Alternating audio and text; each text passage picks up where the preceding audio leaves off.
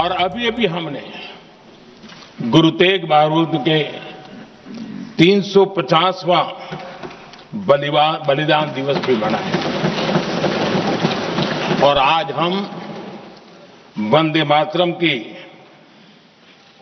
150 वर्ष निमित्त सदन की एक सामूहिक ऊर्जा को उसकी अनुभूति करने का प्रयास कर रहे हैं। वंदे मातरम 150 वर्ष की यात्रा अनेक पड़ावों से गुजरी है, लेकिन आदरणीय अध्यक्ष जी, वंदे मातरम का जब 50 वर्ष हुए तब देश गुलामी में जीने के लिए मजबूर था और वंदे मातरम के 100 साल हुए तब देश आपातकाल की जंजीरों में जकड़ा हुआ था।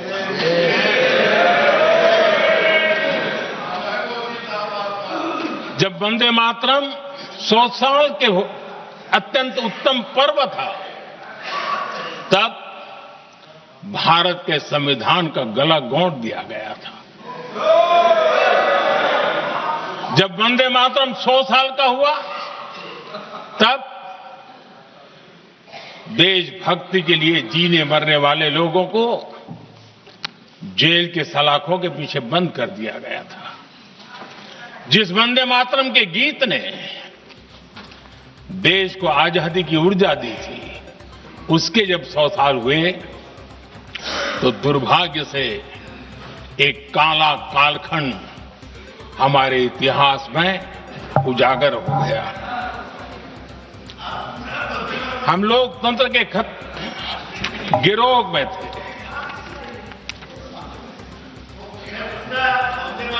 आदरणीय अध्यक्ष जी, 150 वर्ष उस महान अध्याय को,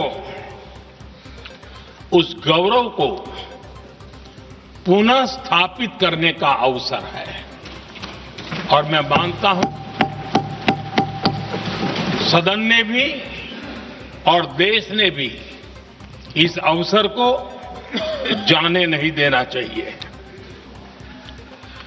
यही वंदे मातरम है जिसने 1947 में देश को आजादी दिलाई। स्वतंत्रता संग्राम का भावात्मक नेतृत्व इस वंदे मातरम के जयघोष में था। आदरणीय अध्यक्ष जी, आपके समक्ष आज जब मैं वंदे मातरम 150 निमित्त चर्चा के लिए आरंभ करने खड़ा हुआ हूं, यहां कोई पक्ष प्रतिपक्ष नहीं है, क्योंकि हम सब यहां जो बैठे हैं एक्चुअली हमारे लिए रण स्वीकार करने का अवसर है कि जिस वंदे मातरम के कारण लक्षावधि लोग आजादी का आंदोलन चला रहे थे और उसी का परिणाम है कि आज हम सब यहां बैठे और इसलिए हम सभी सांसदों के लिए, हम सभी जनप्रतिनिधियों के लिए वंदे मातरम के रण स्वीकार करने का ये पावन पर्व है।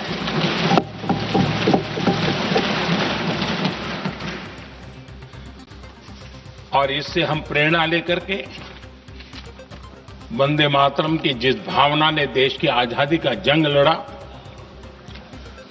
उत्तर दक्षिण पूर्व पश्चिम पूरा देश एक स्वर से वंदे मातरम बोल के आगे बढ़ा।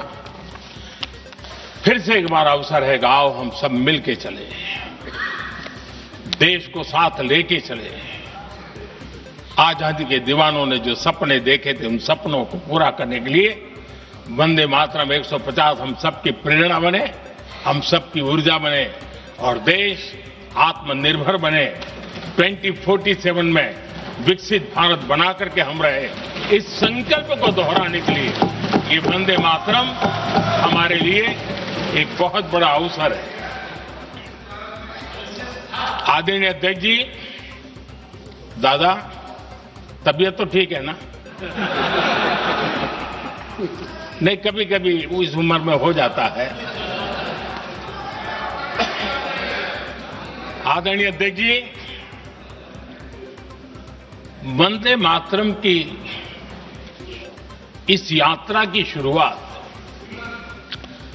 बंकिम चंद्र जी ने 1875 में की थी और गीत ऐसे समय लिखा गया था जब 1857 के स्वातंत्र संग्राम के बाद अंग्रेज सल्तनत बौखलाई हुई थी, भारत पर भांति भांति के दबाव डाल रही थी, भांति भांति के जुल्म कर रही थी और भारत के लोगों को मजबूर किया जा रहा था अंग्रेजों के द्वारा। और उस समय उनका जो राष्ट्रीय गीत था, गॉड सेव द क्वीन, इसको भारत में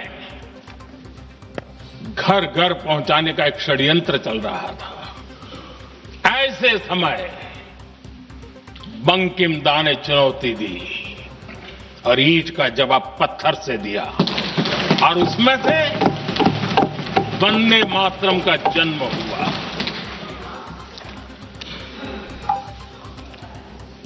इसके कुछ वर्ष बाद 1882 में जब उन्होंने आनंद मठ लिखा तो इस गीत का उसमें समावेश किया गया। आदरणीय अध्यक्ष जी, वंदे मातरम ने उस विचार को पुनर्जीवित किया था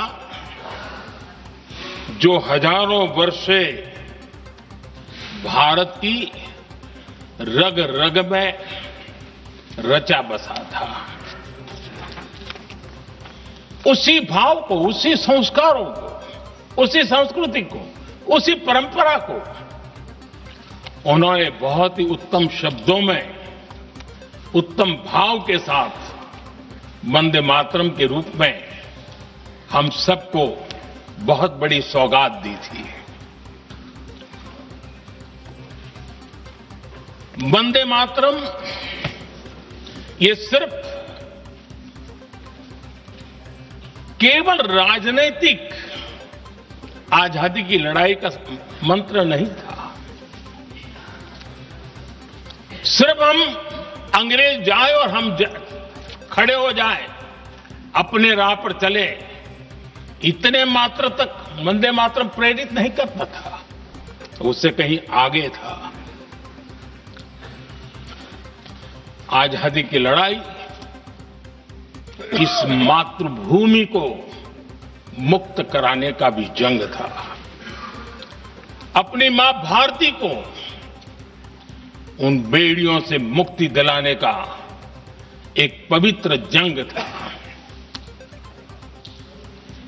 और वंदे मातरम की पृष्ठभूमि हम देखें, उसके संस्कार सरिता देखें, तो हमारे यहां वेद काल से एक बात बार बार हमारे सामने आई है। जब वंदे मातरम कहते हैं तो वही वेद काल की बात हमें याद आती है।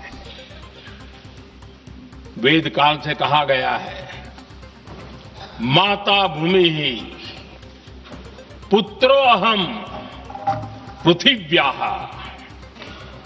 अर्थात ये भूमि मेरी माता है और मैं पृथ्वी का पुत्र हूं।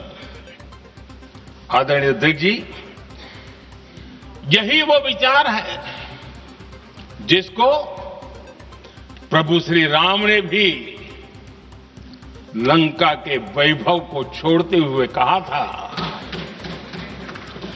जननी जन्मभूमिश्च स्वर्गादपि गरीयसी।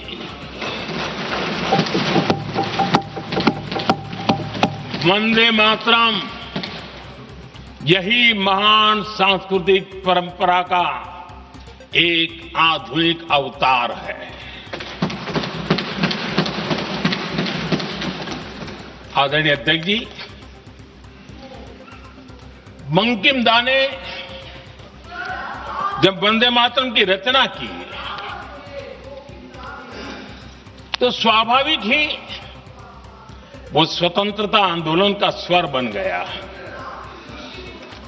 पूरब से पश्चिम, उत्तर से दक्षिण, वंदे मातरम हर भारतीय का संकल्प बन गया। इसलिए वंदे मातरम की स्तुति में लिखा गया था, मातृभूमि स्वतंत्रता की वेदिका पर मदोमय, मातृभूमि स्वतंत्रता की वेदिका पर मोदमय, स्वार्थ का बलिदान है यह शब्द है वंदे मातरम।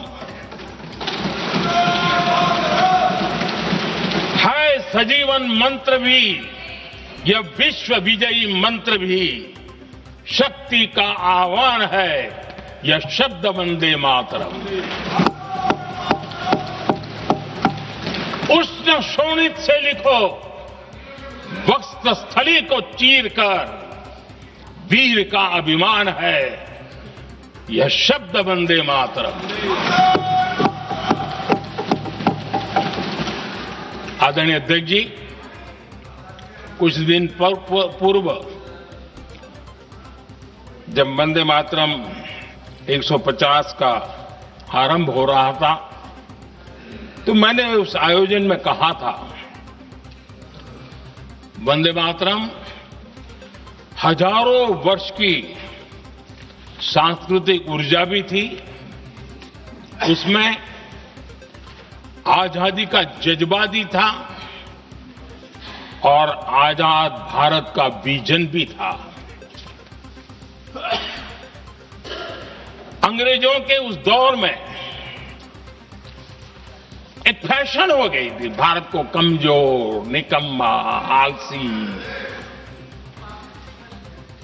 कर्महीन, इस प्रकार भारत को जितना नीचा दिखा सके ऐसी एक फैशन बन गई थी। और उसमें हमारे यहां भी जिन्होंने तैयार किए थे वो लोग भी वही भाषा बोलते थे।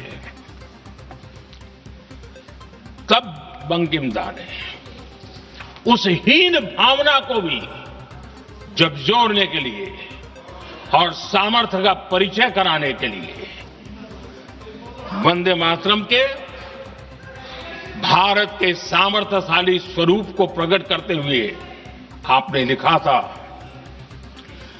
तम ही दुर्गा दश प्रहरण धारिणी, कमला कमल दल विहारिणी, वाणी विद्या दायिनी, नमामि त्वाम, नमामि कमलाम, अमलाम अतुलाम, सुजलाम सुफलाम, मातरम वंदे मातरम। अर्थात भारत माता ज्ञान और समृद्धि की देवी भी है और दुश्मनों के सामने अस्त्र शस्त्र धारण करने वाली चंडी भी है। अध्यक्ष जी, ये शब्द, ये भाव, ये प्रेरणा गुलामी की हताशा में हम भारतीयों को हौसला देने वाले थे। इन वाक्यों ने तब करोड़ों देशवासियों को यह एहसास कराया कि लड़ाई किसी जमीन के टुकड़े के लिए नहीं है, ये लड़ाई सिर्फ सत्ता के सिंहासन को कब्जा करने के लिए नहीं है, ये गुलामी की बेड़ियों को मुक्त कर हजारों साल की महान जो परंपराएं थी, महान संस्कृति, जो गौरवपूर्ण इतिहास था, उसको फिर से पुनर्जन्म कराने का संकल्प इसमें है।